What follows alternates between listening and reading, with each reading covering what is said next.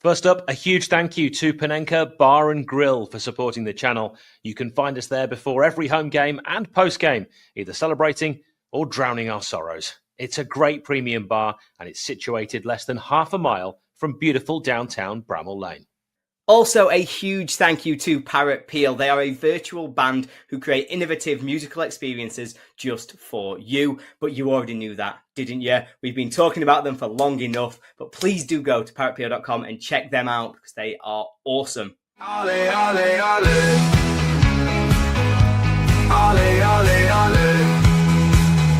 Ale, ale, ale. Hello, ladies and gentlemen, and welcome to the Sheffield United Way.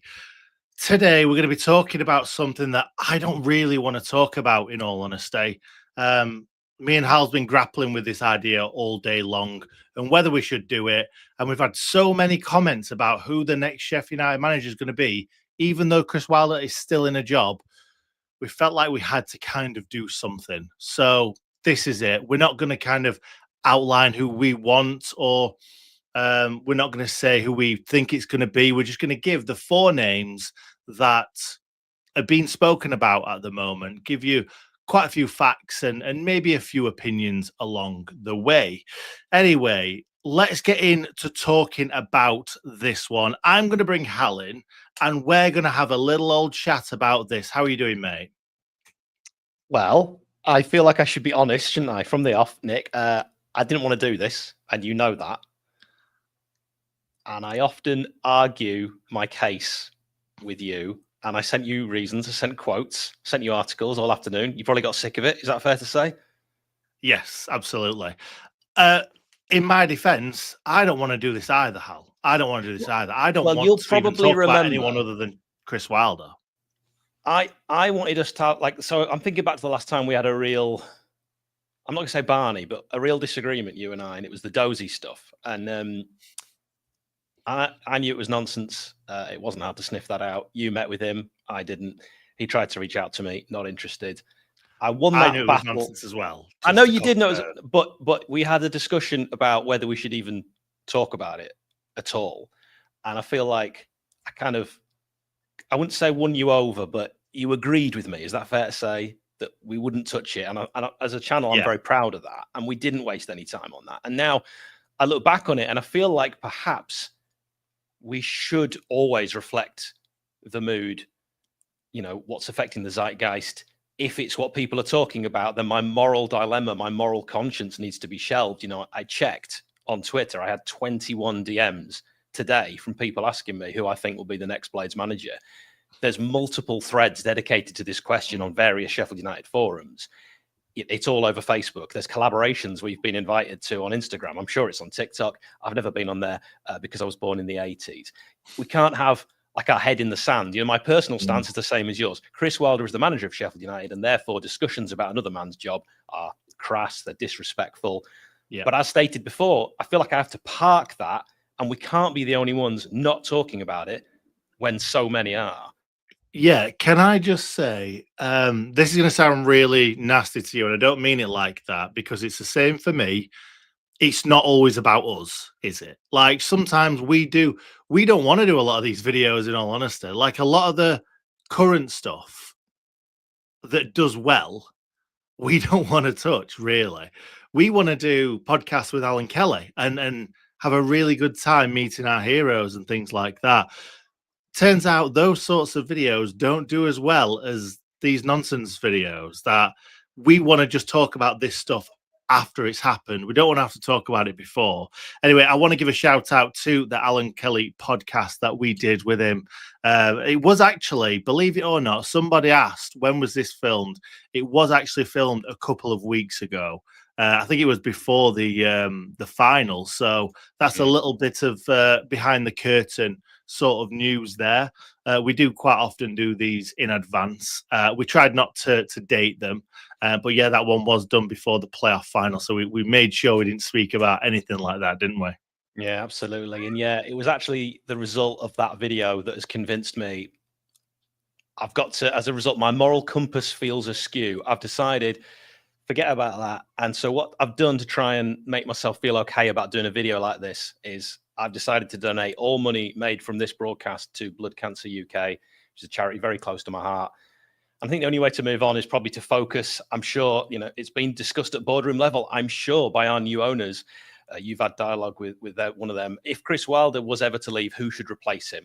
And that would be only sensible in any business, that you would talk about that eventuality with anyone, because things change in sport and in business all the time. So I'm sure they've had that conversation regardless of the speculation that we've been hearing about for the last 2 weeks. Yeah, absolutely, mate. Absolutely. So no time like the present. I think what's probably best to do is firstly talk about Chris Wilder, because Ollie obviously did a video recently, and Ollie was stressing how he didn't want anybody else but Chris Wilder. And that's my stance. That's still my stance, because at the end of the day, Chris Wilder has got us to 92 points last season, whether it says it on the league table or not. He got us to 92 points. So he's done it. He's done an absolutely fantastic job, Hal. And I just want him to continue to do that job, because I do feel like the grass isn't always greener on the other side, is it? We've seen it before. And you're right to say it. And, even if Wilder stays at this stage, Nick, I don't know how I'd feel if I was him. If this has dragged on and on, new owners or Stephen 𝗵𝗏𝗏 could simply end all this speculation with one sentence. That hasn't happened. So I would feel slighted if I was Chris Wilder, particularly after what you've just said and the success. A rebuild, almost an entirely new squad, and to achieve what he achieved, and you're one VAR decision away from promotion. It would feel, it would feel tough. It's a bitter pill to swallow if the decision is purely made on the field. It's maybe possible that the decision is to do, if it happens, with off-the-field disagreements. Yeah, absolutely, mate. So let's get into talking about these players. I think the first one that we've got planned on is to talk about Steve Cooper. And it's great that we've got the main man himself, Locks, in the chat. And I'm quickly just going to run through what type of manager Steve Cooper is from the man Locks himself, who is a Leicester fan, does a lot of Leicester content on YouTube and other social media platforms. And I'm going to quickly rattle off what he said, because I don't want to take it as my own, because at the end of the day, I don't know as much about Steve Cooper as some of the fans of the clubs that he's managed. So Locks has said he's generally a calm and thoughtful manager, someone who tries to create a positive atmosphere and build close relationships with players. Does that sound familiar, Hal? That said, he does have a habit of having a pop at the officials in his post-match interviews. Probably part of his way of protecting the squad and shifting attention away from them. It's clear he wants to take pressure off the dressing room. One issue I have with him, though, is his mindset when it comes to building a squad. He tends to focus too much on experience, which I think is outdated. The modern game is moving more towards youth, energy, and pace, but he seems to prefer older heads, even when that slows the team down. 2 words, Hal. Who does that remind you of? Chris Wilder. Yes, that's interesting. That's really interesting, because I've done some separate research and it's unearthed a slightly different take. You always get the best take, usually, from the fans, but you need more than one sample size. But Locks, I do trust you. Well, the thing is with what Locks has said as well, I can see where you're going to go with this, because he obviously managed the youth team, the England youth team, and he's clearly linked up back with Morgan Gibbs-White at Forest, and there's been lots of other youth players from England that he's linked up with, and Brewster, for instance, at Swansea as well, he got him playing really well. I'm not saying that we should bring him in because he gets the best out of Ryan Brewster, but he's another one that he'll have managed at youth England level and then managed again and got a lot out of him. So, like you say, it's funny that Locks has said that. It is, because, Steve Cooper, he's a Welshman, by the way, 45 years old, if you're wondering how old he is. Started his career at the Wrexham Academy. So Nick quite rightly mentioned he's worked with youth players. He moved to Liverpool in 2008 and was working at their academy, then the England youth setup, then, as we heard, Swansea City, before Nottingham Forest, and then moving on to be manager of Leicester City. Now, if you look at his win percentage, with Swansea, it's 44.7%. That not bad. Forest, 38, so it's similar, and it's not great at Leicester, but they were in a a bit of a tricky spell already before he got there at 20%. You know, he's a manager known for being well organized, a good man manager, apparently uses motivational quotes in the dressing room, uses imagery to inspire players. And you said it, and I'm going to go along with it. You know, despite what Lox has mentioned there with his time at Leicester, he has actually shown prior to that his willingness. He's not afraid to give youth players a chance, and he likes to deploy a 4-2-3-1 with 2 holding midfielders, attacking wing backs. He's also used a 5-3-2 or a 3-5-2. Again, sounds very similar to Chris Wilder. Defensive stability and more flexibility in attack. Generally, the way he likes to go about things. As always, be always interested in your thoughts in the comments of what you think of Mr. Cooper as a possible option.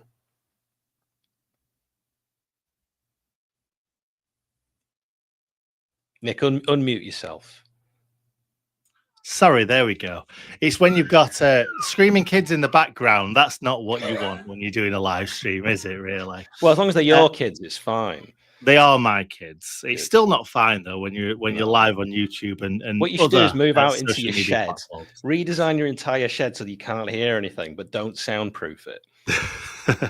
So what style does he prefer? So in the Championship with Forest and Swansea, from what I hear, he did show signs of more progressive styles at times.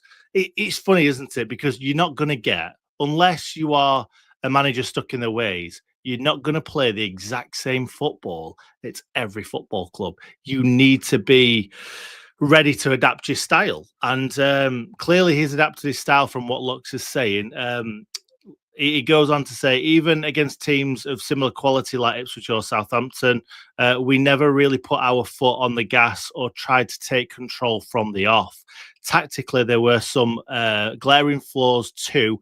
Our right back, James Justin, was constantly exposed with no real cover or support ahead of him, and we ended up conceding a lot of goals down that side. It felt like the setup was too rigid and reactive rather than proactive, despite him being called a pragmatic manager. I think the thing is, when you've sacked a manager, and I'm not saying that Lux is wrong, but what I'm saying is you end up remembering all the bad things, and you don't necessarily remember the good times. I'm not sure he had too many good times at Leicester. So it's maybe a small sample size here. But yeah, he's done really well at Forest. He's done really well at Swansea, especially in this division. My only thoughts was that, is he a manager? He might be a manager that's going to get you up, but is he a manager that's going to keep you up and is going to be your manager for years to come? That's where I think that Steve Cooper doesn't necessarily tick all the boxes. But how many managers stay at a club for 3, 5, 7 years these days? It's few and far between. Yeah, absolutely. Even less in the Premier League than in the Championship. And you listening to that, you think, is Cooper better than Chris Wilder? And they just sound very similar. I mean, maybe some people will say, I know a lot of people are big fans of Cooper, but we'll see. Because I think that when we move to the second name on the list, there is more of a groundswell of reporter support for this name, which is Ruben Selles. Now, I knew you were going to say that. I knew you were going to say it like that, because I've seen it been said differently in different places, and it is Selles. You're right, but the amount of people that will call him Sellers, if you know it's double L in Spanish, how it's pronounced, like it's not Mallorca, is it? It's Mallorca. So you know the place. Yes, right. You're good. right. We move. I said you're right. On. I said you're right. Thanks. So he's his full name's actually Ruben Selles Salvador. He's a Spanish manager, and he's 42. He hails from Valencia, and he had a brief playing career. Sounds quite similar to Mourinho in terms of not really a playing career of which to speak, but then getting into coaching really young. In fact, at the age of 16, he was already coaching the youth side of Parata. Don't know what they are. Thought of some parrot puns and decided to move on. Now he has also managed in the Premier League, Southampton. And he's also managed, not in the Premier League, Reading. With coaching experience, though, it does actually span the globe. He's had a bit of experience with coaching, not managing, but coaching. Greece, Russia, Azerbaijan, Denmark, Spain, England. Selles has a master's degree in sports and psychology from the University of Valencia and graduated from 𝗍𝗶𝗴's pro license program when he was just 25 years young, and he has hardly ever had the opportunity to work with a good squad, an informed squad, a squad that isn't tanking. He's usually been appointed when there's been a problem, and it's like, fix this, keep us up, turn this round. It'd be fascinating to see what he'd be like working with a good squad. He likes to play a 4-3-3 formation. We saw his whole team come to Bramall Lane and win 3-0. I think that possibly could have impressed the Blades hierarchy. He was Southampton caretaker, and then he became the full-time manager. His win percentage is terrible with Southampton, but again, very, very difficult job that he was thrown into, only 11%. Reading, 43.5%, and Hull, 32.14%. But he did the job required, having arrived at the Tigers. They were bottom of the championship, and he guided City to safety on the final day, only to then get the axe, which isn't uncommon with Hull. They're becoming the new Watford.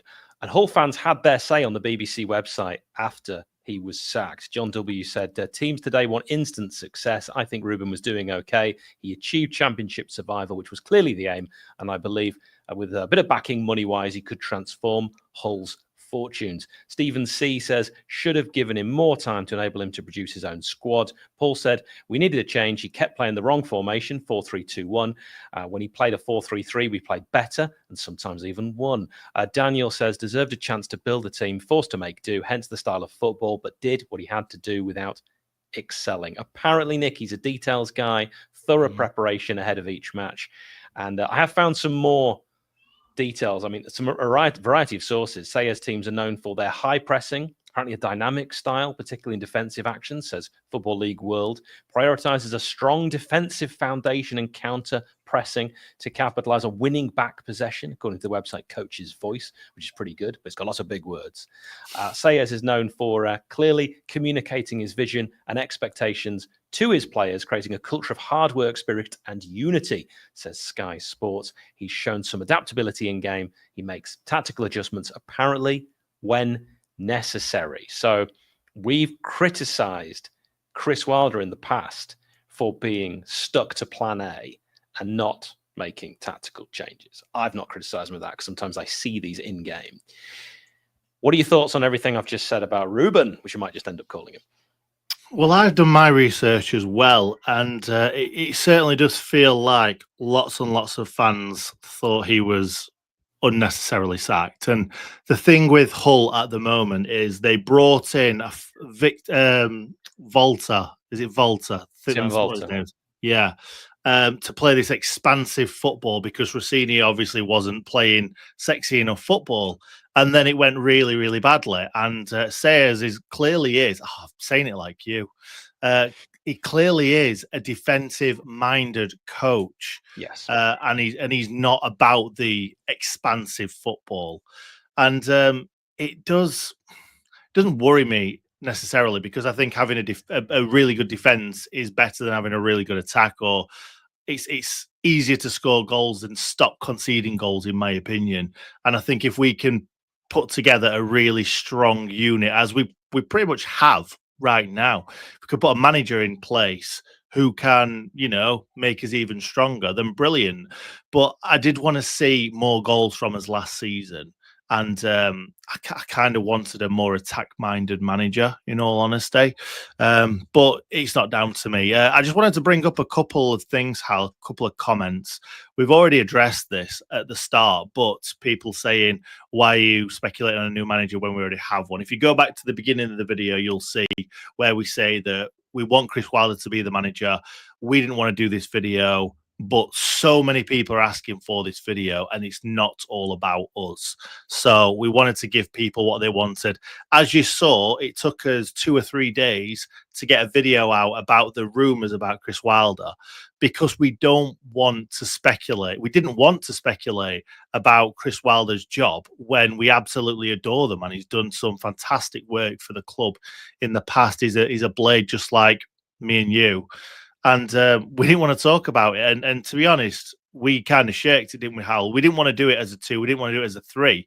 We let Ollie do it because we thought that Ollie could. Well, we thought Ollie could get across that passion. Well. I think you're more of a facts man. I'm more of a say whatever the hell I want, man, and it probably wouldn't have come across as well from us two. I think Ollie hit the nail on the head. There's no rumor. We didn't want to talk about the rumors, but Ollie went out there and battered for us and did an absolutely fantastic job. So we don't want to make this video, just to be clear.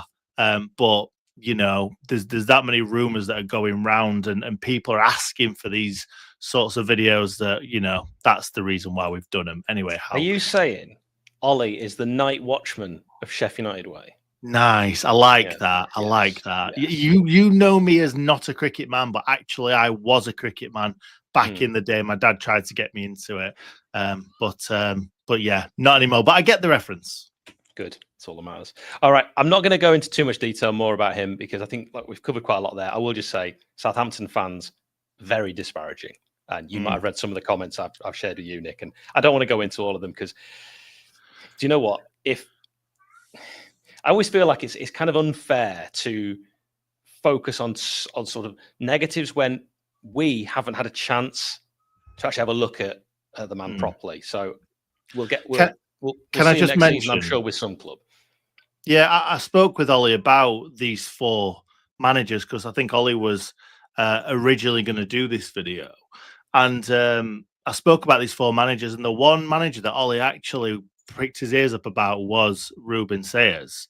And I didn't know why, because I'd read all these things and I was a little bit more negative about him. Ollie's the analytic man. Ollie is the stats man. Ollie understands these things more than us. And Ollie really wants, if it's not going to be Chris Wilder, Ruben Selles. Okay. Well, we'll see if he gets his wish. His wish is Chris Wilder. I know, all 3 of us want Wilder. You know, another name that people have brought up is Sean Dyche. He's 53 now. You know, I don't think it is going to be Sean Dyche. So, you know, in terms of that kind of speculation, I feel like it's a little bit of a waste of time. I mean, do you have any thoughts on Dyche before I go into some of his stats? In all honesty, Hal, I think that Dyche would do a really, really good job as a short-term manager. I think he probably would do really well at getting us promoted. We've got a good team at the end of the day, and I think he sets his teams up really well. I think it showed when he originally went to Everton. They were in absolute shambles, and he put a really difficult team to beat out there week in, week out. Same as David Moyes, really. I think a lot of people forget how good he'd done for Everton, but he's not the future, is he? And I know this. I hate these people that are like, oh, he's a dinosaur, because it's been said about Wilder before. But Sean Dyche is not necessarily a progressive manager, and he's not someone that people like to watch his football. But even when he's had some really good players, his players have played good stuff. But everyone remembers Dyche as the Burnley manager that kicks the ball forward, gets 𝗏𝗏𝗏 and Ben Mee on the end of it and stuff like that. And he can do that. And I think sometimes in the Championship, you need that sort of manager as well. But like I said earlier on Steve Cooper as well, he might get you there. Is he going to keep you there? And is he going to keep you there for a sustained amount of time whilst playing decent football? I don't think so. He's got a track record, though, Sean Dyche. And, you know, he gets the football that might not be the most aesthetically pleasing, but he can get results. Can I just say one thing? Hal does the best Sean Dyche impression. I'm not doing my Sean Dyche impression. No, I'm not doing my. You know, the last time I did that was about 6 years ago. It was so good, though. It'll ruin my throat. If enough people ask for it, I'll do it at the end. So Watford, he had a 35% win ratio record. Same at Burnley, actually. You know, in 425 games, you know, really was there an incredible amount of time. Everton, it started so well with Everton, that 1-0 win, 𝗏𝗏𝗏𝗏 scoring against Arsenal at Goodison. 84 games he was in charge. They won 26 of them, so a 31% win record. And I think Nick has said everything that most of us would agree with on Sean Dyche. There is another name, Nick, in the fold, and if you believe, I think it's Alan Nixon was the first to report on this, that said this is the favourite. I like this one. I'm going to be honest. It's still Chris Wilder, but I like the idea of Gary O'Neill managing Sheffield United. Why? He is. Wait, I've got some notes from Dave as well from from a Wolves fan channel. But I already thought this before he said these things. It just reaffirmed exactly what I thought. So, type of manager. Who are you? You never do this much research. I'm doing. I'm doing a half. Well, I've got 2 managers. I ain't got the other 2, so Okay, I clearly haven't that's done. more like it. 50%. That's more like Nick. So very much into his analytical side of things, which sounds like what the new owners are wanting. Like to dissect football matches to try and get the best opponents. Worked well in 1 season, not so much in season 2. And do you know what? His win percentage, to say that all his games for Wolves were in the Premier League, he's quite good, you know. It's really, and Wolves, let's be honest, every time a team gets promoted to the Premier League, everyone's trying to catch Wolves because everyone thinks that Wolves are the worst team in the Premier League other than the 3 that's got promoted. And Wolves just keep staying up year in, year out. And I think he did a really, really good job, in all honesty. Probably a bit unlucky to lose his job, but, you know, they didn't get relegated, and I don't know whether that was down to him or down to the next man. But yeah, I'll quickly run through a few more.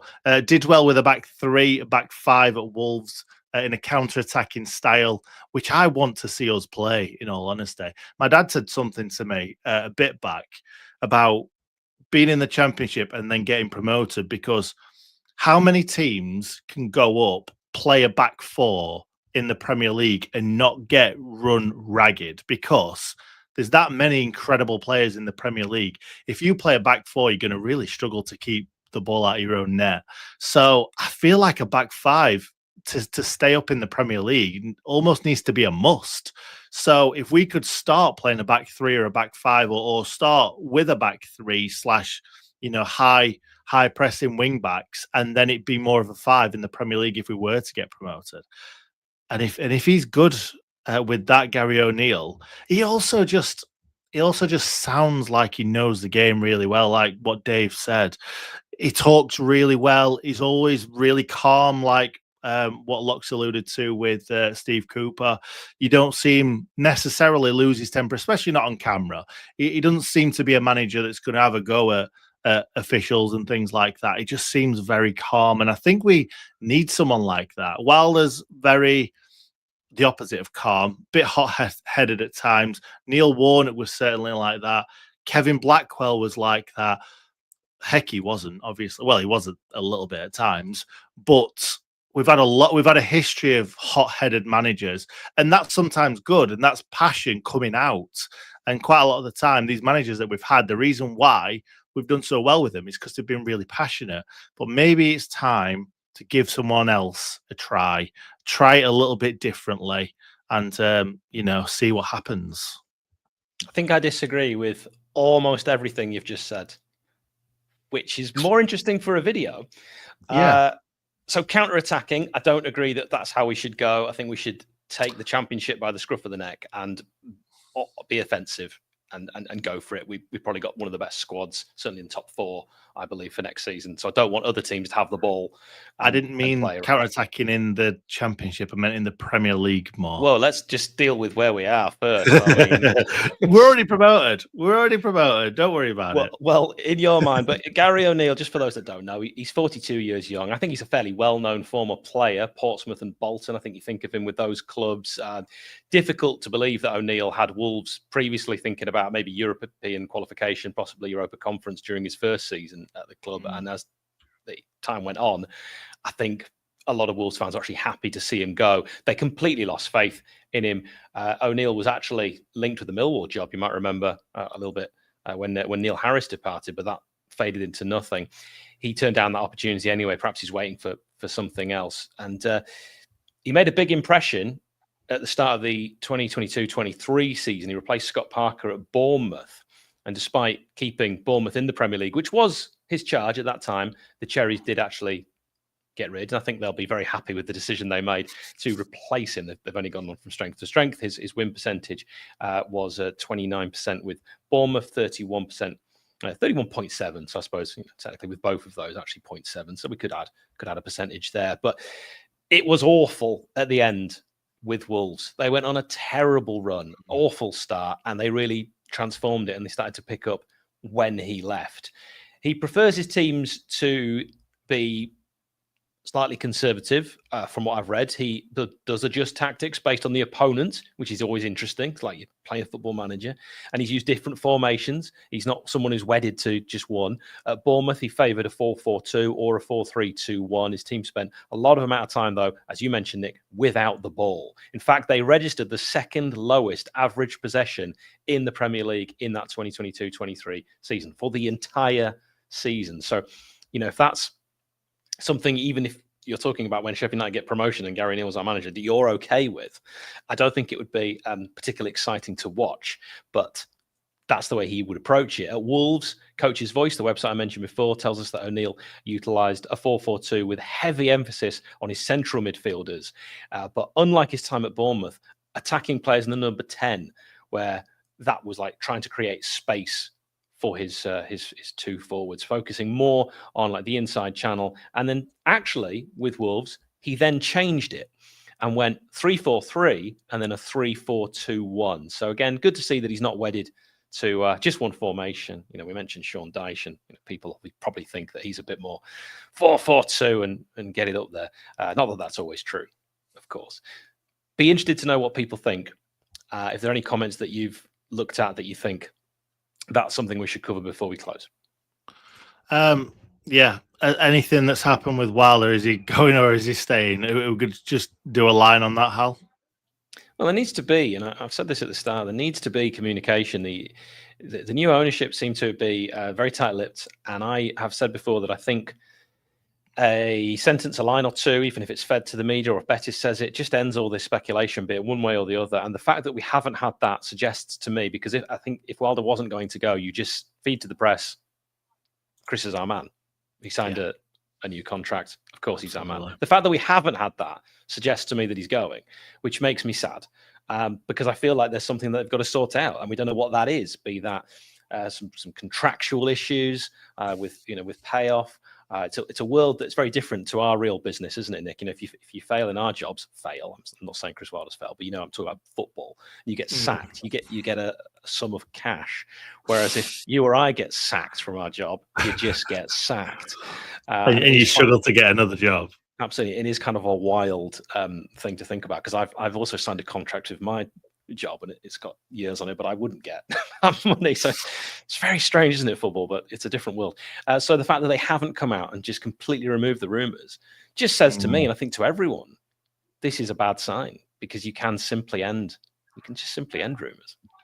Yeah, I brought this on screen because I've seen a few people say about Phil Parkinson from Wrexham, and firstly, I think he's a League One manager at best. Like, he's done well at Wrexham, but why would you leave Wrexham? Wow, there's no reason to leave Wrexham whatsoever. But no, he'll leave Wrexham, but it won't be his choice.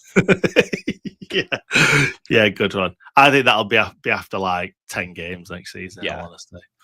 Yeah. Locks has said, fun fact: Steve Cooper has only won at 3 different Premier League grounds: king-power, City Ground, and St Mary's. Oh, not like the sound of that. Yeah, and O'Neill actually was manager of Wolves when they beat Southampton, and it was I did watch that game. It was an absolute masterclass. No, it's not. One is not enough. Sorry. No. Wait. There's more. I can't. It's not a good impression. It's a very good impression. It's a bad impression. It's just me putting on a gruff voice. Well, I don't know if it's the impression or what you said. It was very, very funny. So maybe you do it if he becomes Sheffield United manager. Okay, fine. I'm happy with that. I mean, or you get 15 people saying do it now, right this second. Yeah, that'll do it. Ian said, Ian Selles says similar, but not. Our club is rubbish at comms with anything like that. Like you've just said, yeah, they needed to come out and say something. You can't leave fans on the hook. All clubs are, and you know what? It's a terrible time at the moment. It feels like, because this is unfair to a legend of the club, both twice as a player and twice as a manager. But there's one grain of comfort that I always take, no matter how bad it is at United. It's worse across the city. Oh God, yes. Oh yes, yes, absolutely yes. because it made me laugh that like Wednesday fans were laughing at us for Wilder going or possibly going. What have you can't laugh at anyone. You literally can't laugh at anyone. Like your players aren't getting, and actually, I'm not laughing at that even because it's not fair. Like if you're doing a job for someone, it's not just the players. It's obviously the players are the ones that should really get the least affected because they've been handsomely paid for a long time. And I know you live to your means. That's just life. People do, but it's the people in the ticket office, people in the shop that people should be thinking about. And these could be people who live next door to you. These could be Sheffield people, and they probably are Sheffield people. And we should be looking after our own at the end of the day. I'm not saying we need to do anything about it. Hey, look, there's some very good people that work at Sheffield Wednesday that you know and that I know. Yeah. So yeah, exactly. I think that their owner is a disgrace, and it's a sad thing to see because of the good people who are just 9 to 5 like you and I. And not just that, our owners are thinking about changing Chris Wilder for a different manager because they want us to get promoted. Like that for me is a positive. However much you don't want Chris Wilder to go, they're trying to get us promoted. They're trying to do the best thing for the club, for their own pockets, obviously. Go on. Right. So is that the reason? I want your opinion now, Nick, because I've given a lot of my opinion tonight and given you some stats and stuff, right? Is it because they want Sheffield United promotion, which we know they do, that's a given? Or are they going to maybe potentially say goodbye to Chris Wilder because they disagree on something like the new analytics approach? Well, if that's what they believe in and that's what they think will do the best for the club, like we have disagreements on videos, for instance, and I have my opinions, you have your opinions, and I'm always going to think I'm right unless you give me reasons to doubt that. And if Chris Wilder's not given the reasons to go along with him, who knows? Who knows at the end of the day? We don't know. We don't know these people. We don't even know Chris Wilder, really. Like behind closed doors, he might be a completely different person saying different things. We just don't know. We just don't know. So I think what they're going to be doing is they're going to be trying to do the best thing for their investment at the end of the day. Like, I'm not saying that they've not got feelings for Sheffield United. That's a weird thing to say. But Prince Abdullah clearly he wanted Sheffield United to do well. He loved the club. I don't know whether he started loving the club, but he certainly grew to love the club very much so. These owners aren't going to love the club as much as as much as the Prince Abdullah or Chris Wilder. They may grow to love the club just as much, but they're looking after their own pockets, and that's what I want to see. Because if they're looking after their own pockets, that means they want Sheffield United to improve and be in the highest position possible, whether that be in the Championship or the Premier League. They want us to be as high as possible because that's good for their investment. So I'm backing it as much as I can do. And at the end of the day, Hal, it's not our decision. Like people crying over Chris Wilder potentially leaving. What can we do? What can we do, really? I've seen people start petitions and getting people to sign petitions. That's not going to do anything.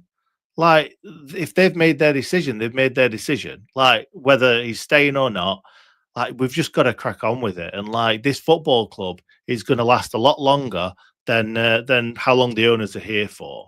Like, it's going to go on forever, hopefully, anyway. And we're just going to, you just got to roll with the punches, haven't you? Yeah, it's a big decision, though. It's probably the biggest decision for the last 10 years. They've got to get this next appointment right. And if we're 10 games on, let's say they make this change for the start of the season, and we're 10 games into the season and it's really going badly, like it did under 𝗣𝗏𝗏𝗏, don't wait that long. It was 25th of November before they got 𝗍𝗍𝗍 in to replace 𝗣𝗏𝗏𝗏, and end of November, it's already too late, and we did just miss out on automatic promotion because we left it too long that season because 𝗍𝗍𝗍 turned it around. So they've got to get it right either once or twice if they make this big decision. And of course, it's easier to stick, in my opinion, than to twist. So I wish them well. Yeah, me too. Absolutely. Because it affects us as well, because we care. Well, yeah, it affects everything, doesn't it, for us?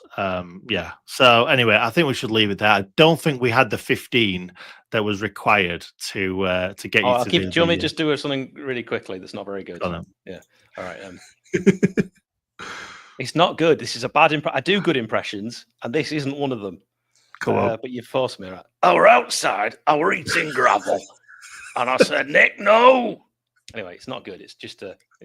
It's not actually that good. I thought it No, was it's better bad. than that. It's, It was. it's really bad. Do you know what? You told a really long story about the eating gravel, and it was absolutely brilliant. I was crying with laughter. I wasn't even on the stream.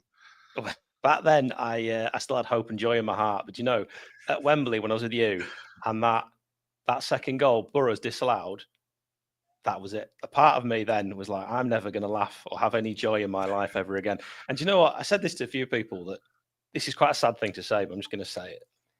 When we scored that second goal against Sunderland, for that moment, I think for probably like a minute, and there might be other people can relate to this, and there's going to be loads of people say it's pathetic. That genuinely was one of the best feelings of my entire life. And I hugged you, and I was so happy. And I thought, this is it. We're finally going to be a club that wins at Wembley. We now get what it feels like, which all these other fans have enjoyed. And it was all taken away.